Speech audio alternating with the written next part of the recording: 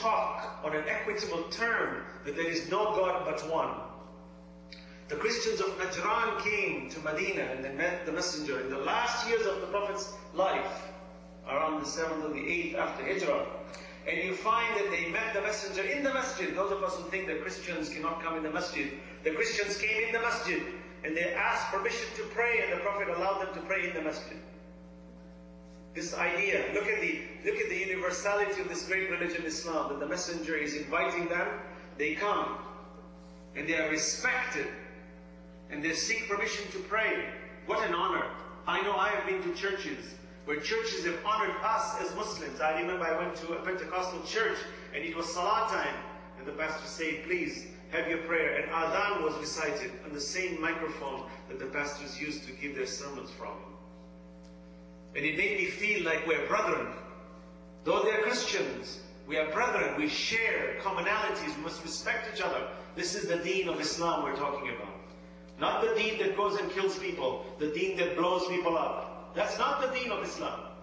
People have been abusing us. We as Muslims, what we call the silent majority, needs to make a movement within our silence to transact at the transaction level to become better Muslims, not to allow our children to get lost in the clubs and in the drinking and in the womanizing and in all the haram activities. If we do that, we're giving up the flag of Islam.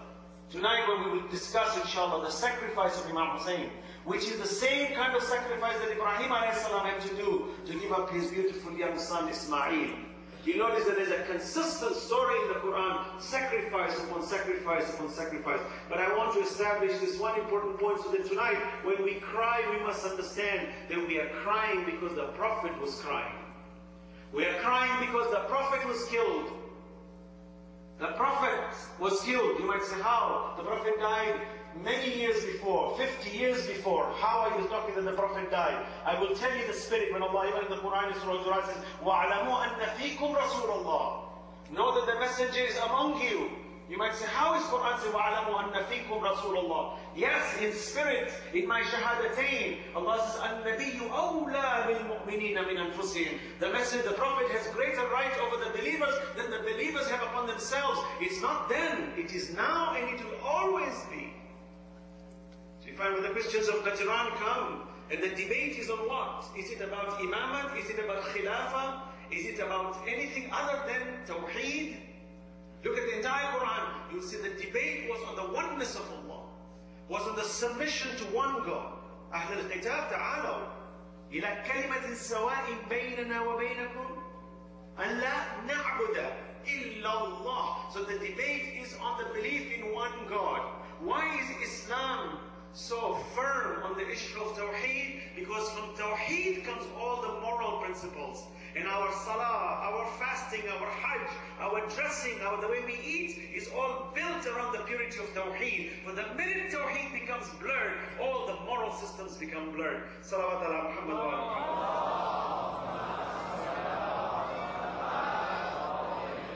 And we find that this meeting with the Christians was on the basis of the oneness of Allah. What does Allah say? He speaks to the Christians. And the Christians say, oh Muhammad, why don't you accept our religion? He says, on what ground? He said, Jesus had no father. So the Prophet said, so? He said, then he must be the Son of God. And the Prophet remained silent. Allah reveals, Inna mathali Isa inda Allah ka mathali Adam. That the similitude of Jesus is like Adam.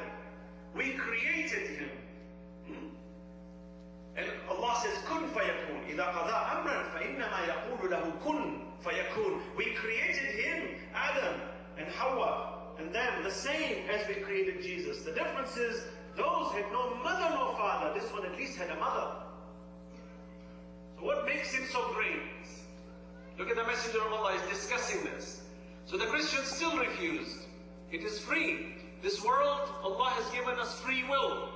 Did the messenger come and say, if you don't accept Islam, I will kill you? Did he say that? Did he say that my religion has been sent? We're intolerant to Christians. We're intolerant to quote-unquote disbelievers. Is there a verse? Is there an action of the Messenger of Allah where he ever went to anyone's door, as I was taught in school growing up in the United States? As a Muslim, we are taught, even as non-Muslims, we are taught that this religion, Islam, was spread with the sword.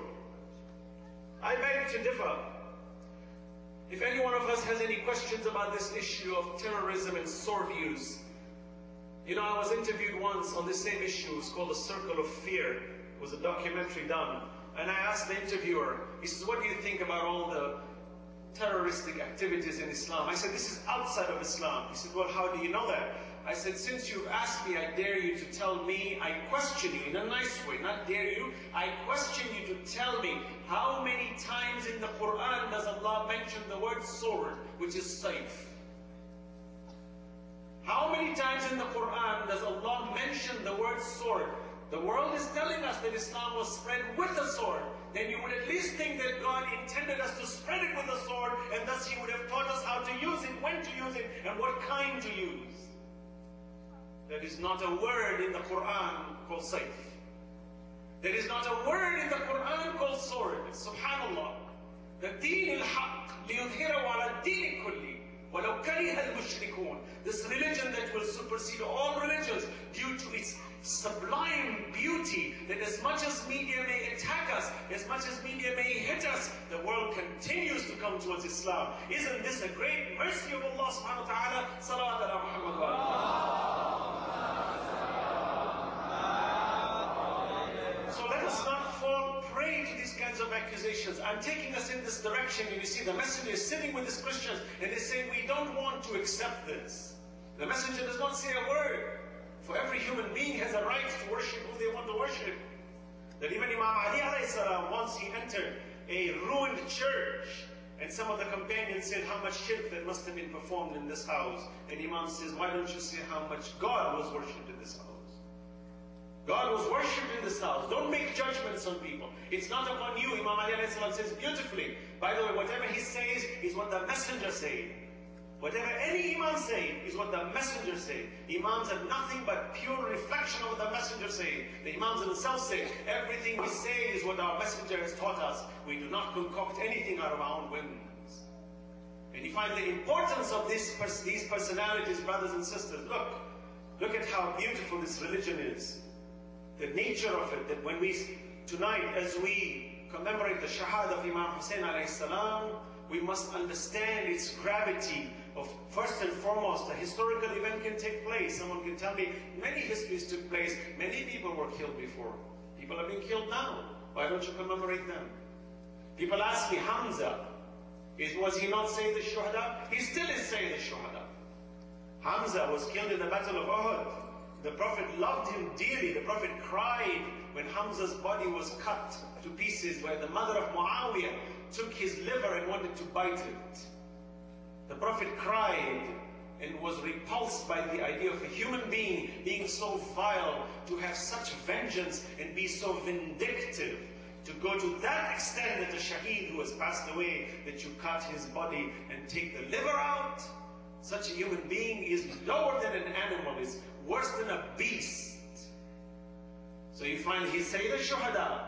But brothers and sisters, let's understand the gravity that all the shuhada are all within the scope of the same message. When we send salawat to the Messenger of Allah, first and foremost we must understand that actually we are sending salawat to all the preceding prophets that Allah has ever sent us. Salawat ala Muhammad wa alihi.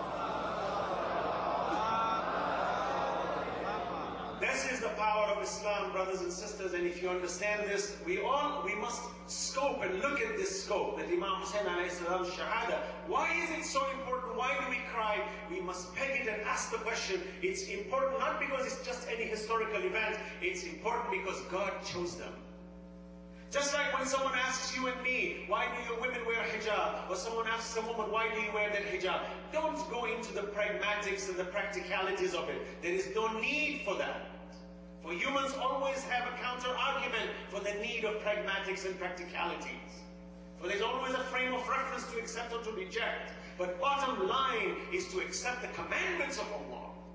For submission is the priority of mankind. If mankind understands that the need for submission to God is not that God needs my submission, it is not that Allah needs my submission, but I am in need of submission, for I need to reach tranquility, I need to reach success. Allah says, قَدْ أَفْلَحَ مَنْ زَكَّى وَقَدْ خَابَ مَنْ دَسَّى كَذَّبَتْ ثَمُودُ بِتَغْوَاهَا إِذِ انبَعَثَ أَشْقَاهَا فَقَالَ لَهُمْ رَسُولُ اللَّهِ نَاقَةَ اللَّهِ وَسُقْيَاهَا فكذبوه فعقروها فدمدم عليهم ربهم بذنبهم فسواها